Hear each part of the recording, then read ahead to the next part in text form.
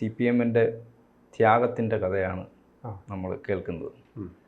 Jose K മാണിക്ക് വേണ്ടി ത്യാഗം ചെയ്തിരിക്കുന്നു. ഇപ്പോഴത്തെ സാഹചര്യത്തിൽ അത് ചെയ്യാതിരിക്കാൻ പറ്റത്തില്ല. കാരണം ജോസ് കെ മാണിക്ക് വലിയൊരു ഓഫർ BJP-യിൽ നിന്ന് വന്നു എന്നുള്ള ഒരു വാർത്ത തൊട്ടു മുമ്പ് നമ്മൾ കേട്ടതാണ്. അപ്പോൾ എങ്ങനെയും ജോസ് കെ മാണിയെ കൂടെ നിർത്തണം, അദ്ദേഹം വിട്ടുപോകാൻ പാടില്ല എന്നുള്ളൊരു ചിന്ത സാധാരണഗതിയിൽ CPM അങ്ങനെ ചെയ്യുന്നതല്ല. പക്ഷേ ഇത്തവണ CPM-ൻ്റെ സീറ്റ് ജോസ് കെ മാണിക്ക് രാജ്യസഭയിലേക്ക് വിട്ടുകൊടുത്തിരിക്കുകയാണ്. അതാണ് ത്യാഗത്തിൻ്റെ കഥ. പക്ഷെ അത് ത്യാഗത്തിൻ്റെ കഥയല്ല, ത്യാഗമല്ല എന്നുള്ളത് വ്യക്തമാണ്. ഗതികേട് കൊണ്ട് എന്ന് പറയുന്നതാണ് കറക്റ്റ്. നമ്മൾ ഉപയോഗിക്കുന്നതാണ് ഗതികേട് കൊണ്ടാണ്. CPM വളരെ ഗതികേടിൽ പെട്ടിരിക്കുന്നു. ആ ഗതികേടിൽ പെട്ടപ്പോൾ പിന്നെ സ്വന്തം കയ്യിലുള്ള സംഗതി പോലും വിട്ടുകൊടുത്തുകൊണ്ട് ഒരു ബലം പിടിക്കുക എന്നുള്ള, അല്ലെങ്കിൽ ഒരു രക്ഷപ്പെടാനുള്ള ഒരു കമ്പ് പിടിക്കുക എന്നുള്ള ഒരു തന്ത്രമാണ്. ഇവിടെ ഇപ്പോൾ ജോസ് കെ മാണിക്ക് ഈ വിട്ടുകൊടുത്തു എന്ന് പറയുമ്പോൾ കമ്മ്യൂണിസ്റ്റ് പാർട്ടി CPM-ൻ്റെ ഒരു ചരിത്രം വെച്ച് നോക്കിക്കഴിഞ്ഞാൽ നമ്മൾ കാണുന്നത്, നമ്മുടെ ഇതിനു മുമ്പുള്ള ഏതും ഘടകകക്ഷികളിൽ നിന്ന് കൂടുതൽ ഇങ്ങോട്ട് പിടിക്കാനാണ് അവർ നോക്കിയിട്ടുള്ളത്. ഘടകകക്ഷി കൊടുക്കാൻ അവർ ശ്രമിച്ചിട്ടില്ല. ഘടകകക്ഷികളെ കൊണ്ടുവരിക, വിഴുങ്ങുക എന്നതായിരുന്നു അവരുടെ ഒരു പോളിസി. അതാണ് RJD RSP ഒക്കെ അതിൽ നിന്ന് പോയതും പിന്നെ RJD തിരിച്ചു വരികയും ചെയ്ത ഒരു സംഭവമുണ്ട്. അപ്പോൾ അത് 2009 RJD പോവുകയും 2019 തോന്നുന്നത് RSP അതെ 2014 RSP 14 RSP പോവുകയും ചെയ്തിട്ടുണ്ട്. അപ്പോൾ അതെല്ലാം RSPയുടെ സീറ്റിനെ ബലം പ്രയോഗിച്ച് പിടിച്ചെടുക്കുകയാണ് ചെയ്തത് CPM. അതിൻ്റെ പേരിലാണ് RSP പോകുന്നത്. അതുപോലെ കോഴിക്കോട് വീരേന്ദ്രകുമാറിന്റെ സീറ്റാണ്. അത് RJD എന്നുള്ളത് കുറേ വർഷം ചെയ്തതാണ്. വീരേന്ദ്രകുമാറാണ്. അത് ഇപ്പോ CM ഇബ്രാഹിം പോലും അവിടെ അല്ല, ഇപ്പൊ ഒരു പരിഗണന കൊടുത്തിരിക്കുന്നത് ഇപ്പോ ജോസ് കെ മാണി കൊടുത്തു. ജോസ് കെ മാണിക്ക് ആയതുകൊണ്ടാണ്, അതായത് ഈ പാർട്ടിയുടെ ചെയർമാൻ കൂടിയായ ജോസ് കെ മാണിക്കും കൂടി ആയതുകൊണ്ടാണ് PB അംഗീകാരം കൊടുത്തതെന്നാണ് ഇപ്പോൾ CPM-കാർ പറയുന്നത്. അങ്ങനെയാണെങ്കിൽ അതിനേക്കാളും ഒരു ദേശീയ തലത്തിൽ ഏറ്റവും ശ്രദ്ധിക്കപ്പെട്ട ആളാണ് വീരേന്ദ്രകുമാർ എന്ന് പറയുന്നത്. ആ വീരേന്ദ്രകുമാർ വർഷങ്ങളായിട്ട് ജയിച്ചുകൊണ്ടിരിക്കുന്ന, കൈവശം വെച്ചിരുന്നതിനെ ഏകപക്ഷമായി പിടിച്ചെടുത്തപ്പോൾ അന്ന് ഇപ്പം ജോസ് കെ മാണിക്ക് കൊടുത്ത പരിഗണന പോലും അന്ന് വീരേന്ദ്രകുമാറിന് കൊടുത്തില്ല നമ്മൾ കാണണം. അപ്പം അങ്ങനെ വരുമ്പം CPM-നെ സംബന്ധിച്ചിടത്തോളം CPM എപ്പോഴും ഘടകകക്ഷികളെ മാനിക്കാതെ അവരുടെ കാര്യം നോക്കിക്കൊണ്ടിരിക്കുന്നതാണ്. ഇനി നമുക്ക് ഇതിനകത്ത് വേറൊരു സംഗതിയുണ്ട്. ഇപ്പോൾ ഈ ജോസ് കെ മാണിക്ക് കൊടുത്തിരിക്കുന്ന സീറ്റ് CPM പിന്നെ ഞാൻ നേരത്തെ പറഞ്ഞു ഗതികേട് കൊണ്ട് കൊടുത്തതാണെങ്കിലും അവർ പറയുന്ന ഭാഷയിൽ ത്യാഗമാണെങ്കിൽ ത്യാഗമാണ്, നമുക്ക് വേണമെങ്കിൽ അങ്ങ് സമ്മതിച്ചു കൊടുക്കാം. പക്ഷെ ത്യാഗത്തിന് കൊടുത്തിരിക്കുന്നെങ്കിലും ഈ ജോസ് കെ മാണിക്ക് മുമ്പ് രാജ്യസഭ സീറ്റ് കിട്ടി എങ്ങനെയാണെന്ന് അറിയാമോ? അതൊരു ചരിത്രമാണ്. 2018 ഈ UDF-ആയിട്ട് ചെറിയ കശപിശ ഉണ്ടായി. മാണി അങ്ങനെ ഇറങ്ങിപ്പോയി. അവർ പ്രത്യേക ബ്ലോക്കായി, നിയമസഭയ്ക്കകത്ത് ഒരു പ്രത്യേക ബ്ലോക്കായിട്ടൊക്കെ ഇരിക്കുകയൊക്കെ ചെയ്തു. ഒരു ചെറിയ പിണക്കത്തിന് ഭാഗമായിട്ട് മാണി ജീവിച്ചിരിക്കുമ്പോൾ അപ്പോൾ ഈ UDF-ൽ നിന്നും ഈ മാണി പോവും എന്നുള്ള ഒരു അവസ്ഥ വന്നപ്പം പോകാതിരിക്കാൻ വേണ്ടിയിട്ട്, പിടിച്ചു നിർത്താൻ വേണ്ടിയിട്ടാണ് അന്ന് കോൺഗ്രസ് ജയിക്കാവുന്ന സീറ്റ് ഉണ്ടായതാണ്. കാരണം അതൊരു തന്ത്രപരമായ അവർ അങ്ങനെ ചെയ്തേ പറ്റൂ എന്നുള്ളതുകൊണ്ട് കോൺഗ്രസിന് ജയിക്കാൻ പറ്റുന്ന സീറ്റാണ് ഈ ജോസ് കെ മാണിക്ക് എടുത്ത് കൊടുത്തത്. ജോസ് കെ മാണിക്ക് മാണിയുടെ മകൻ എന്നുള്ള നിലയിൽ ജോസ് കെ മാണിക്ക് എടുത്ത് കൊടുത്ത അതേ സാഹചര്യം, അതായത് തനിയാവർത്തനമാണ് ഇപ്പോൾ സംഭവിച്ചിരിക്കുന്നത്.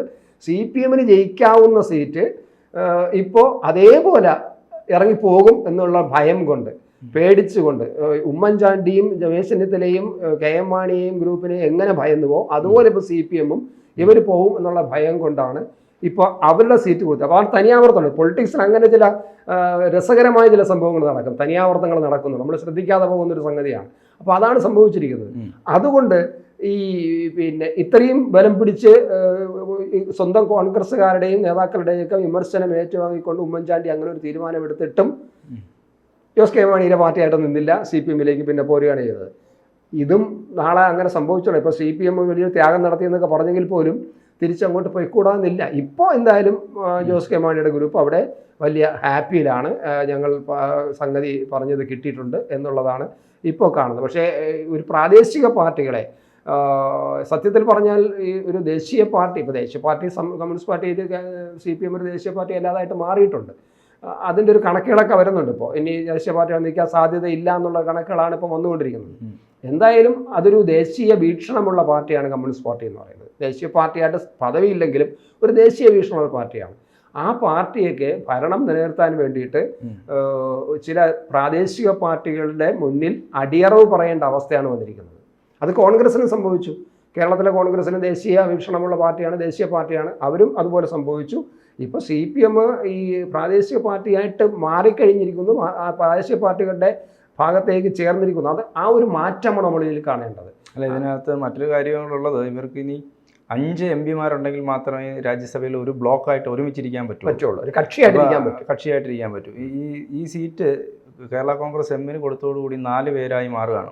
അപ്പോൾ 4 പേരായി മാറുമ്പോൾ ഇവർക്ക് അവിടെ അങ്ങനെ ഒറ്റ ബ്ലോക്കായി ഇരിക്കാൻ പറ്റില്ല, ഒരു കക്ഷിയായിട്ട് ഇരിക്കാൻ പറ്റത്തില്ല. അപ്പോൾ അതും അവരെ സംബന്ധിച്ച് അതൊരു പ്രയാസമുള്ള ഒരു കാര്യമാണെങ്കിൽ പോലും ഘടകകക്ഷികളെ പരിഗണിക്കുന്നു എന്നുള്ളൊരു ഇപ്പോഴത്തെ സാഹചര്യത്തിൽ അതങ്ങനെ ചെയ്തേ പറ്റൂ എന്നുള്ളത് കൊണ്ട് അല്ല, പരിഗണിക്കുന്നു എന്നുള്ളതല്ല. അപ്പം നമ്മൾ ഇവിടെ കാണേണ്ടത് മറ്റൊരു കാര്യമാണ്. പരിഗണിച്ചു എന്നുള്ളതല്ല, പരിഗണിക്കാൻ CPM ഒരിക്കലും തയ്യാറല്ല എന്നുള്ളത് നമ്മുടെ ചരിത്രത്തിലുള്ളതാണ്. പക്ഷെ പരിഗണിച്ചില്ല. ഇപ്പം നമ്മൾ കാണേണ്ടത് മോദി അധികാരത്തിൽ വരുന്നതിന് മുമ്പ്, മോദിയുടെ തിരഞ്ഞെടുപ്പ് റിസൾട്ട് വന്നപ്പോഴൊക്കെ ഈ TDP ആയിട്ടും നിതീഷ് കുമാറിന് മുന്നിൽ മുട്ടുമടക്കുന്നു. നിതീഷ് കുമാർ ഘടകകക്ഷികളുടെ പ്രാദേശികമായ പാർട്ടികളുടെ മുന്നിൽ BJP ഇതാ അടിയറവ് പറഞ്ഞിരിക്കുന്നു, കടിഞ്ഞാൺ മോദിയുടെ കയ്യിൽ നിന്നും പോയിരിക്കുന്നു എന്നൊക്കെ വിമർശനം നടത്തുകയും ഇവിടെ അധിക്ഷേപിക്കുകയും അത്തരത്തിലുള്ള പ്രചരണങ്ങൾ സൈബർ വഴിയും അല്ലാതെയും നടത്തിക്കൊണ്ടിരുന്ന പാർട്ടിയാണ് CPM എന്ന് പറയുന്നത്.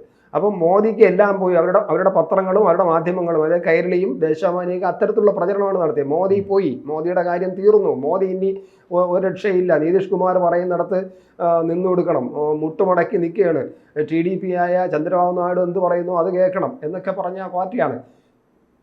ഒരു 2-3 ദിവസം കഴിഞ്ഞപ്പോൾ തന്നെ ഈ പറഞ്ഞ് കളിയാക്കി അവരുടെ മാധ്യമങ്ങളെല്ലാം ഉണ്ടാക്കിയ വാർത്തകളൊക്കെ അടിച്ച് കഴിഞ്ഞ് ഒരു 2 ദിവസം പോലും കഴിഞ്ഞിട്ടില്ല, ഉടനെ തന്നെ അവർക്ക് ഒരു പ്രാദേശിക പാർട്ടിയുടെ കീഴിൽ അടിയറവ് പറയേണ്ടി വന്നിരിക്കുന്നു. സ്വന്തം ത്യാഗം സഹിച്ചു എന്ന് അവർ പറയുകയും എന്നാൽ സ്വന്തം സീറ്റ് മാറ്റുകയും ചെയ്തു. ഇനി CPM-നെ സംബന്ധിച്ചിടത്തോളം ഒരു രാജ്യസഭാ സീറ്റ് എന്ന് പറയുന്നത് ഈ അടുത്ത കാലത്തൊന്നും ഉണ്ടാവില്ല.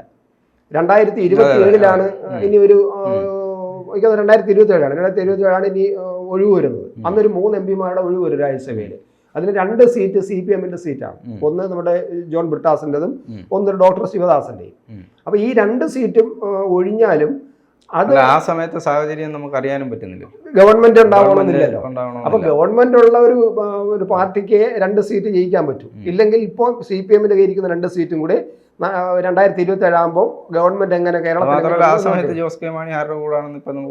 ഇപ്പോഴും പറയാനും പറ്റില്ല. ഇപ്പൊ ഈ CPM വിട്ടുകൊടുത്ത സീറ്റും വെച്ചുകൊണ്ട് ജോസ് കെ മാണി ഇങ്ങോട്ട് പോകുമെന്ന് പറയാനും പറ്റില്ല. അപ്പൊ പൊതുവിൽ CPM അതിൽ നിന്ന് എല്ലാം നമ്മൾ നോക്കിയെടുക്കും. CPM ആകെ ഗതികെട്ടിരിക്കുന്നു. ഈ പല്ല് പോയ സിംഹം ഒന്ന് അവസാനം കിട്ടിയ പുല്ലെങ്കിലും തിന്നാന്ന് പറയുന്നത് പോലെ CPM ഗതികെട്ടിരിക്കുന്നു. അവർ ഘടകകക്ഷികൾക്ക് മുമ്പിൽ അടിയറവ് പറഞ്ഞിരിക്കുകയാണ്, അല്ലാതെ ഒരു ത്യാഗവുമല്ല. ഇത് നിവർത്തിയില്ലാതായി. ഈ ലോക്സഭാ തിരഞ്ഞെടുപ്പും വോട്ടിംഗ് ഷെയറും BJP വോട്ടിംഗ് ഷെയർ കൂടിയതും സ്വന്തം വോട്ടിംഗ് ഷെയർ കുറഞ്ഞതും ലോക്സഭാ സീറ്റ് പോയത് എല്ലാം അവരെ വല്ലാതെ എന്ത് പറയാം ഫ്രസ്ട്രേറ്റഡ് ആക്കിയിരിക്കുന്നു എന്നാണ് നമുക്ക് വേണമെങ്കിൽ പറയാം. അതിൻ്റെ ഒരു ഭാഗമായിട്ടാണ് ഈ ഒരു സീറ്റ് കൊടുത്തത്. അത് ഈ ഘടകകക്ഷികൾക്ക് വളരെ സഹായകമായി എന്നുള്ളതാണ് നമ്മൾ കാണുന്നത്. പിന്നെ CPI-യുടെ കാര്യം അത് വേണമെങ്കിൽ നമുക്ക് ഈ കൂട്ടത്തിൽ ചർച്ച ചെയ്ത് പോകേണ്ടതാണ്. CPI വളരെയധികം ആവശ്യപ്പെടുകയും കിട്ടിയേ പറ്റുള്ളൂ എന്ന് പറഞ്ഞാണ് വാശി പിടിച്ചതാണ് CPI വാങ്ങിച്ചത്. പക്ഷെ വാശി പിടിച്ച് വാങ്ങിച്ചാണ് സീറ്റിനെ അവർക്ക് നേരെ ഉപയോഗിക്കാൻ കഴിഞ്ഞിട്ടില്ല. CPIക്ക് അകത്തത് വല്ലാത്ത വിഷയമായിരിക്കുന്നു. കേരളത്തിൽ അത് വലിയ ചർച്ചയായിരിക്കുന്നു. പ്രകാശ് ബാബു എന്ന് പറയുന്ന വ്യക്തി കഴിഞ്ഞ പ്രാവശ്യം ഇതുപോലെ രാജ്യസഭാ സീറ്റ് ഒഴിവന്നപ്പോൾ അന്ന് കാനം കൂടെ ഉള്ള സമയമാണ്. അപ്പോൾ ഒരു AIYF-കാരനായ ഒരു ചെറുപ്പക്കാരനെ കൊണ്ടുവരണമെന്ന് പറഞ്ഞ് ആ ന്യായം പറഞ്ഞ് ആ ഒരു തത്വത്തിൽ പിടിച്ചാണ് പ്രകാശ് ബാബുവിനെ അന്ന് വെട്ടിയത്. അന്നും പ്രകാശ് ബാബുവിൻ്റെ പേര് വരികയും രാജ്യസഭയിലേക്ക് വരികയും ചെയ്തതാണ്.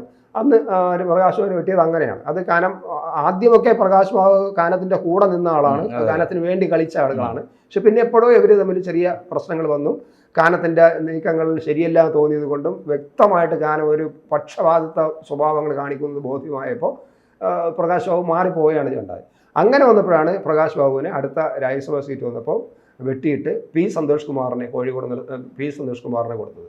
ഇപ്പോഴും അതേ പേര് വന്നിരിക്കുന്നു. ഇപ്പം കൃത്യമായിട്ടും ഒരു മന്ത്രിയും ഒരു മുൻ മന്ത്രിയും പിന്തുണ കൊടുത്തു. ഇപ്പം നിലവിലുള്ള ഒരു മന്ത്രിയും അനിലും അതുപോലെ മുൻ മന്ത്രി ചന്ദ്രശേഖരനും പിന്തുണ കൊടുത്തു. ഇയാൾ വേണമെന്ന് പറഞ്ഞു. പോരാത്തതിൻ്റെ മുൻമന്ത്രിയായ മുല്ലക്കര രത്നാകരനാണ് പേര് നിർദ്ദേശിച്ചത്. അപ്പം അങ്ങനെ നോക്കുമ്പോൾ അതിനെല്ലാം വെട്ടിക്കൊണ്ട് ഒറ്റ ഏകപക്ഷീയമായിട്ട് നമുക്ക് ഒരു ന്യൂനപക്ഷ ന്യൂനപക്ഷ വിഭാഗത്തിൽ നിന്ന് ഒരാളിനെ വേണം എന്ന് പറഞ്ഞ് ബിനോയ് വിശ്വം വല്ലാതെ ഈ ചെയ്യണം. അപ്പോൾ അവിടെയും നമ്മുടെ രാജ്യസഭാ സീറ്റ് നോക്കുമ്പോൾ പിടിച്ചു വാങ്ങിയ സീറ്റ് CPM മാറ്റി വഴക്കുണ്ടാക്കി പിടിച്ചു വാങ്ങിയ സീറ്റ് പോലും നേരെ ഉപയോഗിക്കാൻ കഴിയാതെ പാർട്ടിക്കകത്തുള്ള വിഭാഗീയതയും ഗ്രൂപ്പിസവും അതിശക്തമാകാൻ ആ പിടിച്ചു വാങ്ങിയ സീറ്റ് കാരണമായി എന്നുള്ളത് നമ്മൾ കാണേണ്ടതുണ്ട്. തീർച്ചയായിട്ടും CPI സംബന്ധിച്ചിടത്തോളം ഇതൊക്കെയാണ് രാജ്യസഭാ വിശേഷങ്ങൾ, രാജ്യസഭാ സീറ്റിൻ്റെ വിശേഷം. കൂടുതൽ വാർത്തകളും വിശേഷങ്ങളും നിങ്ങളിലേക്ക് എത്താൻ ABC മലയാളം സബ്സ്ക്രൈബ് ചെയ്യുക, ബെൽബട്ടനും അമർത്തുക. കൂടുതൽ വാർത്തകളും വിശേഷങ്ങളും നിങ്ങളിലേക്ക് എത്താൻ ABC മലയാളം സബ്സ്ക്രൈബ് ചെയ്യുക, ബെൽബട്ടനും അമർത്തുക.